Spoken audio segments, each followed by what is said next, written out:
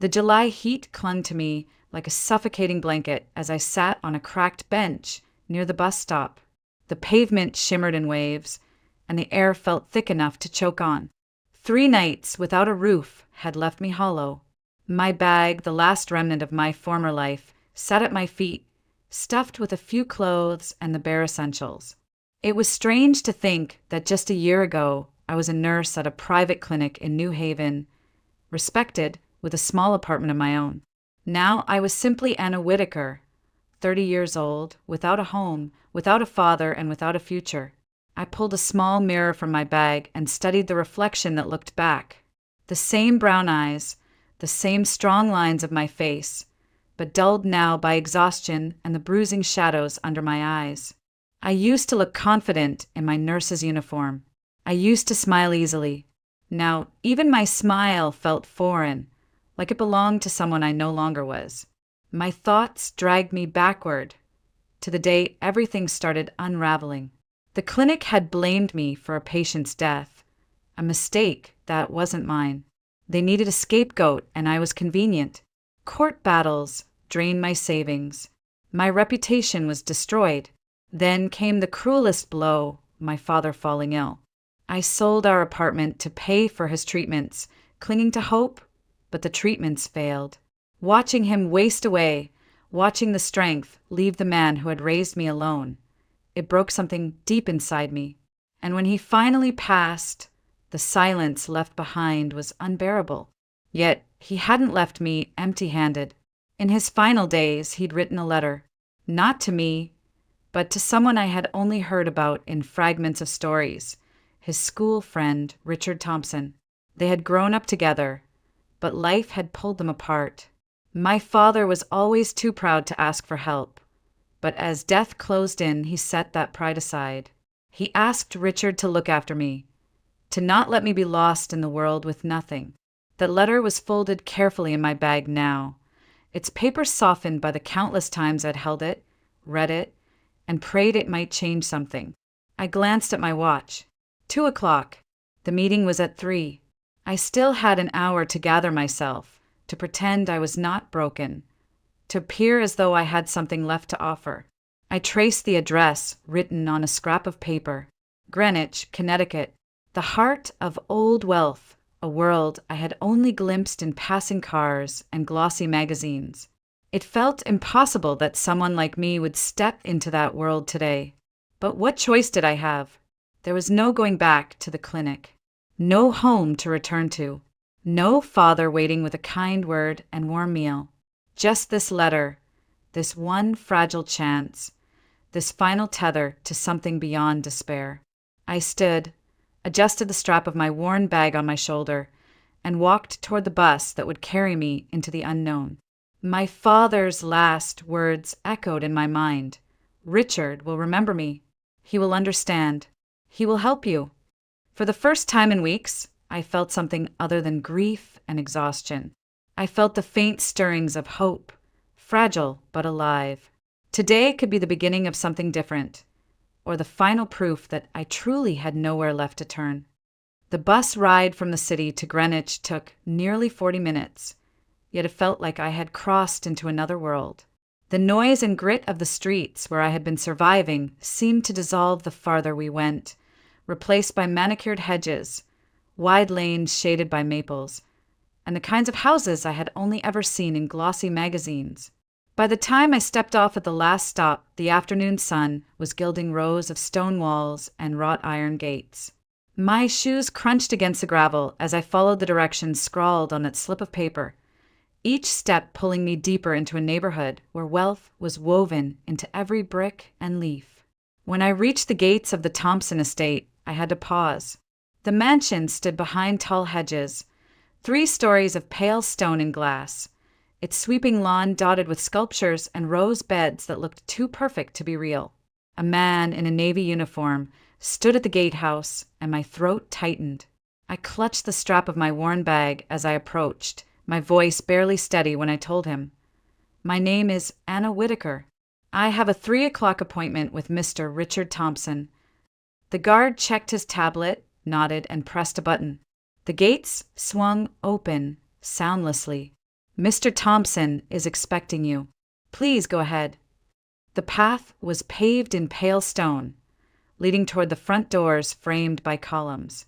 Every step I took felt heavier, as though the disparity between who I was and where I stood grew sharper. Just days ago, I had been sleeping on a wooden bench in a bus terminal. Now I was walking into the world of a man who could decide my future with a word. A man in a dark suit greeted me at the door, ushering me through a hall lined with oil paintings and marble statues. My breath caught at the sheer expanse of it, the vaulted ceilings, the chandeliers, the polished parquet, floor gleaming under my worn shoes. Mr. Thompson is waiting in his study, the man said, his tone courteous but distant. I was shown into a room paneled with dark wood, where shelves of leather-bound books rose toward the ceiling. Behind a massive desk stood Richard Thompson himself. He was taller than I expected, his hair touched with gray, his eyes sharp but not unkind.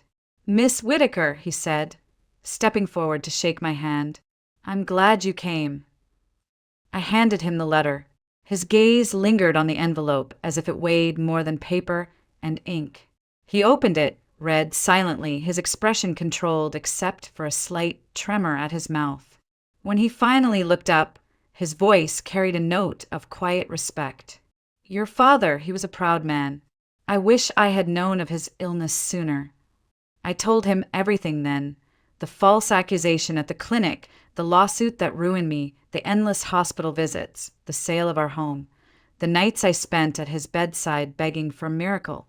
My words were steady, though each memory cut like glass. He listened without interruption, his fingers pressed together under his chin. When I finished, the silence in the room was heavy. Then he leaned forward. "You trained as a nurse.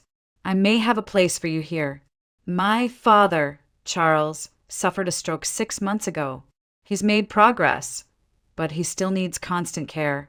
Our caregiver recently left, and I need someone I can trust." For a moment, I thought I had misheard. Work. A room? Stability? The tears that had been burning behind my eyes threatened to spill, but I forced myself to hold steady. "Are you offering me the job?" "Yes," Richard said simply. "Work here, live here, be compensated fairly. My father is difficult, but I believe you can handle him." I drew in a long breath, feeling something I hadn't in weeks. Hope. Fragile, trembling but real. For the first time since I'd buried my father, I could imagine that maybe I wasn't at the end of my story. Maybe I had just stepped into its next chapter. I followed the house attendant up the wide staircase, my steps muffled by the thick carpet. The corridor smelled faintly of polish and lavender, and sunlight streamed through tall windows, casting golden patterns on the walls. He paused outside a set of double doors and knocked gently. From within came a gruff voice, low but firm. "Come in." The study was large, airy, with tall windows that overlooked a garden.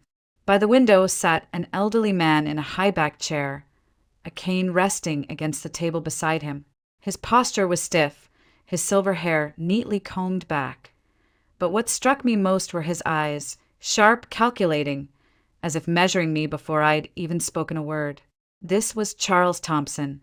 "So," he said, his voice touched with irony, "you're the one they've sent to keep me alive. Another jailer." I forced a smile and stepped forward. "My name is Anna Whittaker. I'm pleased to meet you, Mr. Thompson." He studied me openly, his gaze traveling from my face down to my shoes. Then, unexpectedly, he gave a short laugh. "At least you're not dull to look at." The last one looked like she'd been pickled too long. From behind me, Richard's voice cut in, calm but firm. "Father enough. Anna is here because she's capable, not for your amusement." Charles only lifted a brow, unconcerned. "We'll see. I've run companies, Anna. I can tell when someone is weak. If you last more than a week, maybe I'll start to believe you're worth the trouble." His words should have stung, but instead I felt a strange steadiness take hold.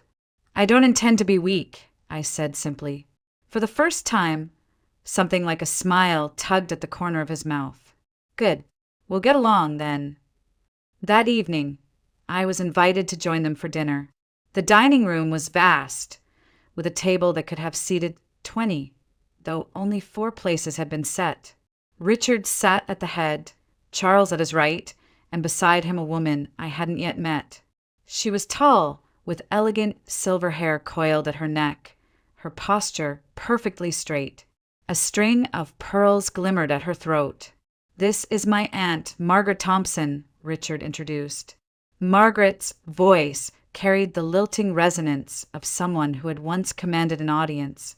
"So, you are Anna. Richard tells me you've had a difficult time. Well, this house can be unforgiving, but I hope you'll find it a place of refuge." Her gaze was steady but not unkind. There was dignity in her every movement, the aura of a woman accustomed to fine theaters and concert halls. I realized with a start that she must be the same Margaret Thompson whose name I had seen once on a faded opera poster in a thrift shop. The meal was formal but not cold. Conversation flowed in measured tones, with Charles occasionally grumbling but never directing his sharpness at me again. Margaret asked about my nursing background, and I answered cautiously, leaving out the humiliation of the clinic. She nodded, as if she understood more than I said. Afterward, the housekeeper, a kindly woman named Mrs. Howard, led me to a guest room in the West Wing. When she opened the door, my throat tightened. The room was spacious, with a soft bed dressed in crisp linen, a window overlooking the garden, and even a small adjoining bath. To anyone else, it might have seemed ordinary. To me, after 3 nights on a station bench, it was salvation. As I sat on the edge of the bed, the exhaustion of the past weeks pressed down on me. But for the first time, I allowed myself to believe I might have a place again.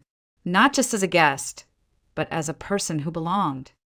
I was exploring the house one quiet afternoon, tracing my fingers along the shelves of Charles's study, when my eyes landed on a silver frame placed deliberately on his desk.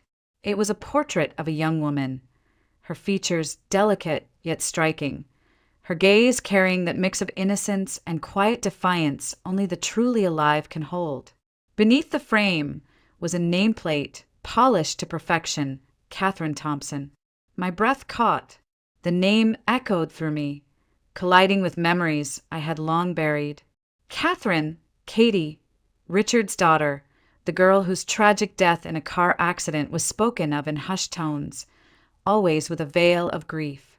Everyone said she had been taken too young, and Charles, her godfather, had never quite recovered from the loss. But it wasn't just the name that rattled me. It was the face. I leaned closer, my pulse hammering. I knew those eyes. I knew the curve of that jawline, the subtle tilt of her lips. They belonged not only to Catherine Thompson, but to a patient I had once tended to in the dim corridors of the state psychiatric hospital. Her name had been Yevdokia, though she barely answered when spoken to. Her hair was disheveled, her voice fractured, her eyes haunted. Yet beneath the layers of neglect and madness, I had recognized beauty, a spark of something broken but not extinguished. The resemblance was undeniable. I remember pausing back then, thinking she looked out of place in that sterile, gray institution, like a bird with clipped wings shoved into a rusting cage. And now, staring at Catherine's portrait in Charles's home, my memory refused to dismiss the possibility. They were the same. They had to be. A cold chill swept through me, though the study was warm, the fire in the hearth still crackling from the morning. Could it be that Catherine hadn't died at all? That the accident was a lie? A story woven tightly enough to conceal a truth too dangerous to speak? But if she lived, why was she locked away in that asylum under another name? Who had placed her there, and what were they protecting or hiding? I sank into Charles's armchair, the weight of it pressing down on me. This wasn't idle curiosity. It was a thread of fate tugging at my hands, daring me to unravel it. I thought of the nights I had spent at the hospital, the cries of patients echoing through the halls, Yevdokia's hollow eyes meeting mine through the bars of her world. What if she had tried to tell me something then, in her fractured murmurs? What if I had missed the chance to save her? The photograph stared back at me, as if accusing me of complicity. I knew in that moment I could not let it go. Richard's daughter might still be alive, hidden in plain sight, silenced by those who should have protected her. The thought was unbearable, and yet it filled me with a grim determination. I closed the study door softly behind me, my heart pounding with a secret I dared not yet share. Somewhere out there, beyond the walls of this mansion, Catherine's shadow lingered, and I was going to follow it no matter where it led. I couldn't sleep that night. The photo of Catherine Thompson haunted me. The same soft jawline, the same eyes that once looked at me blankly from the window of the psychiatric ward. My pulse refused to steady. If Katie had really died in that car crash years ago, then who had I spoken to at the hospital? Who was Yevdokia? At dawn, I sat at the kitchen table with my laptop, the glow of the screen casting pale shadows across the room. I searched everything I could about the accident. Headlines popped up. Tragic fire claims young woman's life. Richard Thompson's daughter dies in car blaze. I clicked through article after article, but the details gnawed at me. The body had been burned beyond recognition, the report said. They relied on dental records to confirm the identity. No witnesses, no photos, just fragments of charred metal and smoke. Something about it felt too convenient. I leaned back, rubbing my temples, and memory snapped like a whip. Yevdokia's trembling hands, the thin scar on her left wrist running from palm to forearm. At the time, I assumed it was from self-harm or an accident. But as I scrolled through old pictures of Catherine online, one image made my breath hitch. A candid photo from her college years. Her sleeve had slipped up, revealing the faint outline of a scar in the exact same place. My stomach clenched. This wasn't a coincidence. Driven by a cold urgency, I called the psychiatric hospital where I once worked. The receptionist recognized my name. I'd been on staff during Yevdokia's stay. I asked carefully at first about the patient records. Most files, she told me, were confidential. But when I pressed, saying it was for medical research, she hesitated, then lowered her voice. She's no longer here, the woman said. She was discharged a few months after you left. Discharged? By whom? My knuckles whitened around the phone. A guardian, she whispered. A man. Signed all the papers. Very well connected. His name was Alex Griffin. The air left my lungs in a sharp, unsteady exhale. Alex Griffin, the polished partner of Richard Thompson, the man who smiled like a politician and moved money like a magician. Of course it was him. He wasn't just Richard's associate. He was his shield, his fixer. I hung up and sat in silence, staring at the wall. 1,000 fragments locked together in my mind. Katie hadn't burned to death in that car. She had been hidden, renamed, buried alive in another kind of prison. And Alex Griffin had made it happen. The weight of it pressed into my chest. For years, people had pitted Richard's loss, admiring his strength in the face of tragedy. Meanwhile, the truth was rotting under their feet. My hands trembled as I whispered to myself, "She's alive, she has to be alive." The suspicion I carried had transformed into conviction. The shadows of the Thompson family stretched further than I imagined, and now I was entangled in them. One thing was certain, I couldn't walk away anymore. I couldn't shake the feeling that something about this family's history was far from what they let on. Every polite smile at dinner, every carefully measured word, it all seemed rehearsed, like a play that had been staged too many times. And the more I listened, the more I noticed the cracks.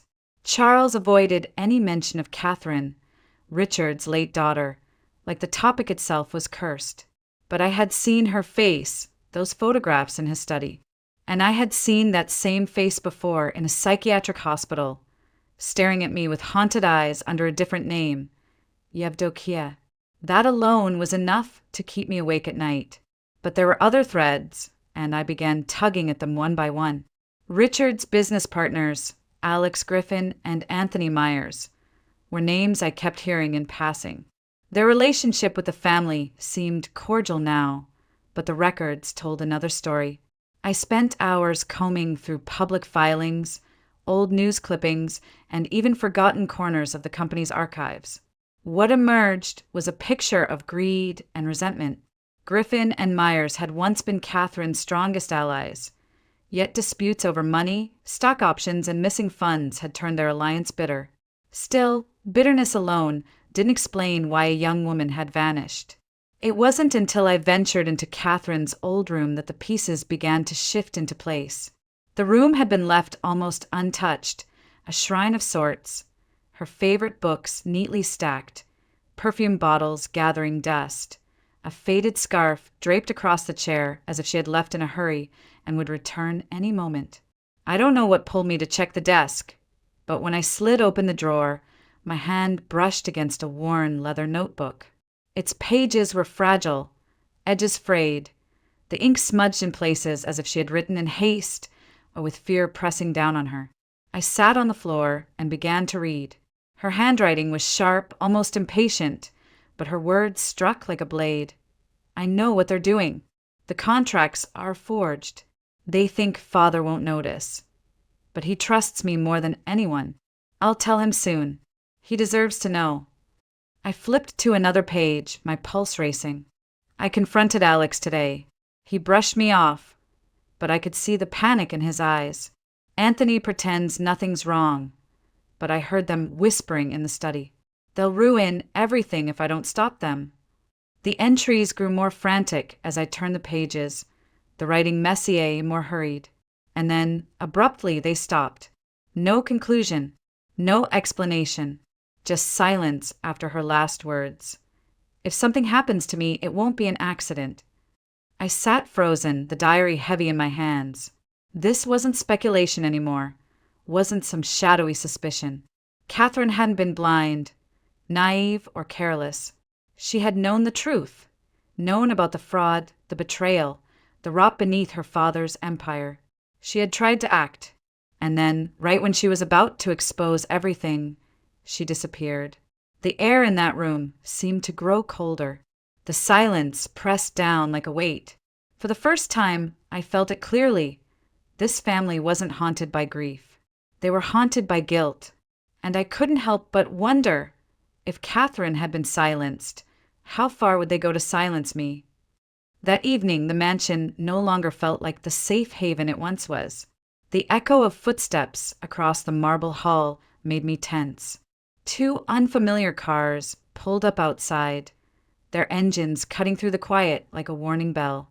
I peeked from behind the heavy curtains and saw them, Alex Griffin and Anthony Myers. Their presence here was no accident. I froze, my breath caught in my chest. I had seen them before, in the sterile corridors of the psychiatric clinic, their sharp voices carrying threats cloaked as negotiations. The memory of that encounter still haunted me. And now, here they were, stepping confidently into the Whitmore estate as though they owned it. I slipped deeper into the shadowed corner of the hall, praying they wouldn't catch a glimpse of me. If they recognized me, if they remembered my face from that day, I knew the questions would come. And questions from men like them were not meant to be answered. From a distance, I watched as Richard greeted them in the grand drawing room. His tone was steady, almost cordial, but I caught the stiffness in his shoulders, the way his fingers drummed nervously against his glass. They weren't friends. They were sharks circling, waiting for weakness. I pressed my back against the wall, straining to hear. Their voices carried low and deliberate, every word dripping with implication. They spoke of deals left unfinished, numbers that didn't add up, and Catherine, always Catherine. Her name hung in the air like a ghost neither of them wanted to acknowledge, yet couldn't escape. Then Richard's voice, quieter, weighed down with something heavier than business. She told me once, before she disappeared, said she had stumbled on some unusual documents, contracts that didn't make sense. She wanted me to see them. The words slammed into me like a blow. My pulse quickened. That matched exactly what I had read in Catherine's journal just hours earlier. The frantic scrawls, her fear of being watched, the confession that she had discovered financial fraud buried deep in her father's company's partnerships. And now here was Richard, unknowingly confirming every word. I gripped the edge of the stairwell, my knuckles white. The pieces were aligning in a way that chilled me. Catherine had been on the brink of exposing them. She had intended to confront her father, to bring the truth to light. But before she could, she vanished. Griffin leaned forward, his voice sharp but controlled. "Richard, the past is best left buried." She was impulsive. "Don't let old stories cloud the future we're building here." Myers said nothing, but the way his eyes narrowed told me enough. There was knowledge there, knowledge and guilt hidden behind a polished mask. I remained silent in the dark, heart hammering. I couldn't let them know I was listening. I couldn't let them know I understood. But the truth was clear. Whatever happened to Catherine was no accident. These men, these partners, were tied to her disappearance. And now, whether they realized it or not, I was tied to it too. The mansion's silence felt suffocating once they left, the air heavy with secrets. But I knew one thing with certainty. Catherine hadn't been paranoid. She had been right. And the danger she feared was closer than ever. I knew I couldn't do this alone. The names Griffin and Myers weren't just whispers in Katie's journal anymore. They had walked through the doors of the Whitaker estate themselves. If they were bold enough to show up here, then I had no doubt their claws were sunk deep into whatever darkness Katie had stumbled across. And if I was going to fight them, I needed an ally. That's when Marina came to mind. She and I had worked together years ago, back at the city hospital. Marina wasn't just a nurse with quick hands. She was sharp, resourceful, and had a memory like a steel trap. If anyone could help me find the missing pieces, it was her. I dialed her number with trembling fingers, praying she'd even remember me after all this time. "Anna." Her voice was surprised but warm. "It's been forever. How are you?" I didn't waste time with small talk. "Marina, I need your help, and it has to stay between us." I took a deep breath before continuing. "Do you remember a patient named Yevdokia? Admitted maybe 6 months ago? There should be a file. I need access to it." There was a pause on the other end. I could picture her, brows furrowed, turning the name over in her head. Finally, she said, "I do remember her. Quiet woman, terminal case, right? Why do you need her records?"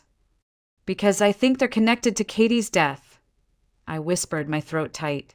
"I can't explain everything over the phone. Just can you look? Can you find it for me?"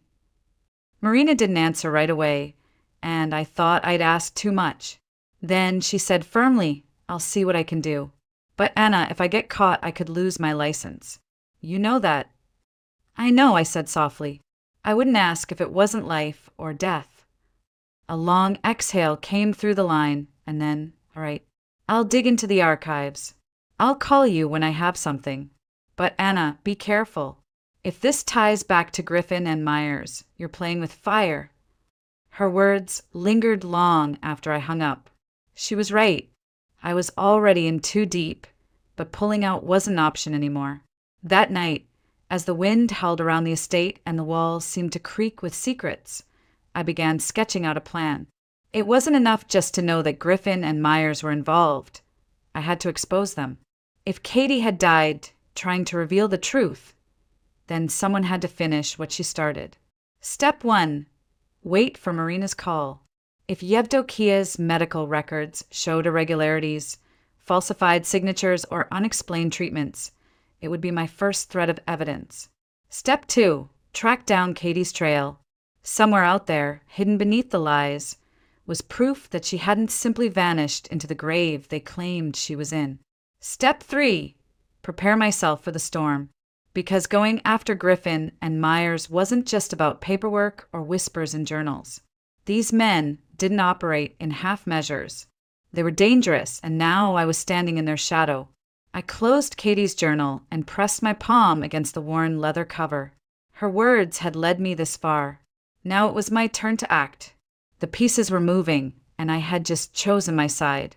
And though my chest was tight with fear, a spark of resolve burned brighter than ever. Whatever lay ahead, I wasn't going back down. I couldn't shake the feeling that the walls around me were shrinking. Griffin and Myers were showing up at the house more often, strutting through the halls as if they owned them. They never said much to me directly, but the way their eyes lingered, cold, watchful, sent a chill down my spine every time. Their presence wasn't casual. It was deliberate, a silent reminder that I was stepping into territory where I didn't belong. One evening, Charles closed the study door behind him and leaned heavily against the desk. His voice was low, almost a whisper. "There's something you need to know about Katie," he said, his gaze fixed on the fire. My heart skipped. She argued with Griffin the week before the crash. It wasn't a small fight. She accused him of pushing her into a deal she didn't want. She threatened to walk away from the contract entirely. I felt my breath catch, and then the accident happened. He nodded slowly, his expression grim. Griffin claimed it was a misunderstanding, but Katie wouldn't have driven on that road, not in the middle of the night. She hated that stretch. Too narrow, too many blind curves. She avoided it unless she had no choice. The implication hit me like a blow. I had been dancing around the idea, but hearing Charles say it out loud made it real. Katie's accident might not have been an accident at all. After that conversation, I started noticing things I had brushed off before. A car idling at the end of the driveway longer than it should. Footsteps echoing on the porch when no one came to the door. The faint sense that eyes were on me even when I was alone in the kitchen, the blinds half drawn. At night, I lay awake listening to every creak of the old house, every shift of wind against the shutters. My rational mind told me I was being paranoid, but instinct whispered otherwise. Paranoia didn't explain the shadow I caught in the reflection of the living room window. It didn't explain the way Griffin's smile lingered too long, sharp at the edges when our eyes met. Marina had promised to get me the files. I clung to that hope like a lifeline. But hope came with risk. If Griffin and Myers discovered what I was doing, I wouldn't just be putting myself in danger. I'd be dragging Charles into it too. One afternoon, while walking through the garden, I heard the crunch of gravel behind me. I turned, but no one was there. My pulse hammered in my ears. Somewhere deep inside, I knew I wasn't just imagining it. Someone was watching. And for the first time since this all began, the fear was no longer distant. It was here, in the air I breathed, tightening around me like a noose. The more I read, the more I realized Catherine had left breadcrumbs, small, careful notes that now painted a much darker picture. The diary pages were fragile under my fingertips, the ink faint but still sharp enough to pierce through decades of silence. She had written about meetings with Griffin and Myers, about contracts that were supposed to benefit the family but instead bled the estate dry. The entries mirrored everything Charles had confessed to me, down to the very day Catherine had argued with Griffin before the accident. The alignment between their stories was too precise to be coincidence. One passage made my stomach twist. If I push harder, they will make me disappear. I know what they are capable of. I stared at the line until the words blurred. She had known. Catherine hadn't been naive. She had been cornered, isolated, and silenced. I closed the diary and pressed it against my chest, fighting the shiver crawling up my spine. My instincts screamed, louder than ever. I wasn't just digging into the past anymore. I was stepping onto the same path Catherine had walked, and I could feel the walls closing in. Every glance over my shoulder, every flicker of a car parked too long on the street, every creak outside my window felt like a warning. And yet I couldn't stop. I started organizing the evidence, pages copied, photographs cataloged, Charles's testimony written down. Each detail built a scaffolding of truth, but I knew scaffolding could collapse if I wasn't careful. The more I pieced together, the clearer it became. Griffin and Myers had orchestrated not just financial ruin, but lives broken to keep their grip intact. Catherine had stood against them, and it had cost her everything. I whispered to myself, I won't let it end the same way. Still, the sense of time running out pressed on me. Nights felt shorter. My heartbeat never slowed. Even the simplest tasks, checking the mail, walking down the driveway, became exercises in paranoia. I caught shadows moving where no one should be. Once, I swore I heard footsteps behind me, only to turn and find empty air. But I trusted my intuition, and it told me the storm was almost here. I locked the diary away, but the words clung to me like smoke. The truth was no longer just about Catherine or the Thompson estate. It was about survival. I had uncovered enough to shake the foundation of Griffin and Myers, and they would know it. Sitting at the desk late one night, I wrote one final line in my notebook. There's no turning back. I didn't know what the next day would bring, only that the collision was inevitable. The evidence, the danger, the legacy, it was all converging. Somewhere out there, in the dark, the same forces that had silenced Catherine were waiting for me. And yet, instead of fear, a strange calm settled in. The pieces were aligning, and destiny was moving forward. I felt it in my bones. The truth was about to erupt, and when it did, the fate of the Thompson family and my own life would be forever altered.